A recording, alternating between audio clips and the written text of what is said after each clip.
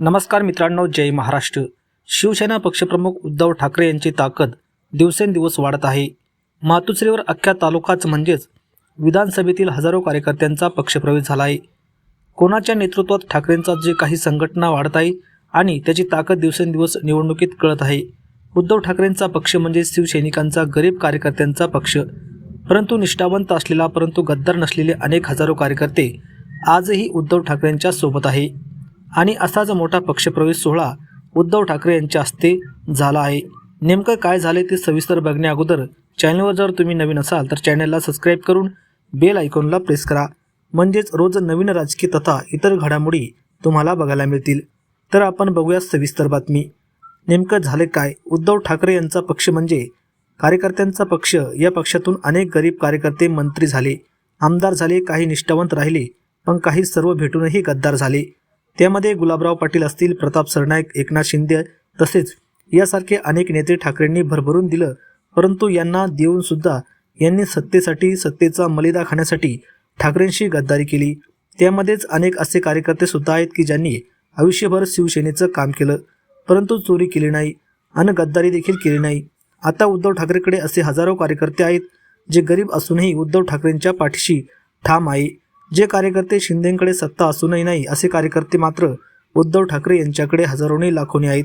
त्यामुळे मातोश्री आणि उद्धव ठाकरे यांचे दिवस पुन्हा चांगले सुवर्ण दिवस येणार यात काही शंका नाही आणि त्याचीच सुरुवात सध्या झालेली दिसत आहे।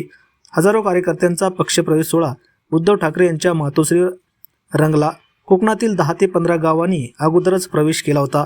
आता कोकणातील तालुक्यामधील हजारो कार्यकर्ते उद्धव ठाकरेंवर विश्वास ठेवून आणि ठाकरेंचे नेतृत्व हेच खरं आणि सत्य नेतृत्व आहे, शिवसेना पक्ष आणि चिन्ह उद्धव ठाकरे यांच्याकडेच वारसाने आलं पाहिजे, परंतु जे काही राजकारण झालं ते चुकीचं आहे। शिंदेंना पक्ष आणि चिन्ह देणे हे अतिशय चुकीचं आहे। त्यावर अधिकार हा ठाकरेंचाच आहे, कारण शिवसेना प्रमुखांनीच आपला वारस निवडला होता, परंतु भाजपने नीच राजकारण करून एकनाथ शिंदेंना पक्ष आणि चिन्ह दिलं।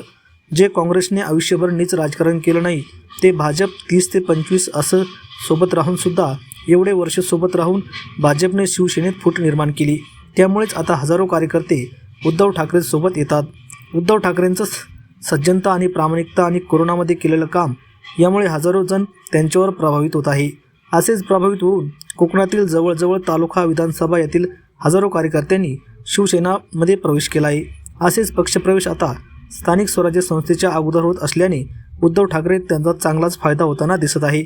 त्यामुळेच पुढील येणाऱ्या नेतृत्व आदित्य ठाकरे असतील किंवा तेजस ठाकरे यांना पुढे जे आणण्यासाठी शिवसैनिक आणि कार्यकर्ते हे मागणी करत आहेत। त्यामुळेच आता येणाऱ्या काळात उद्धव ठाकरे यांचा जे काही राजकारण आहे ते पुन्हा एकदा मुंबई महानगरपालिकेवर भगवा फडकेल यात काही शंका नाही। मित्रांनो, तुम्हाला काय वाटतं? मुंबईवर कोणाचा झेंडा फडकेल? उद्धव ठाकरे, एकनाथ शिंदे, भाजपा की अजून कोणाचा? तुमचं मत नक्की कमेंट बॉक्समध्ये व्यक्त करा। धन्यवाद। जय महाराष्ट्र।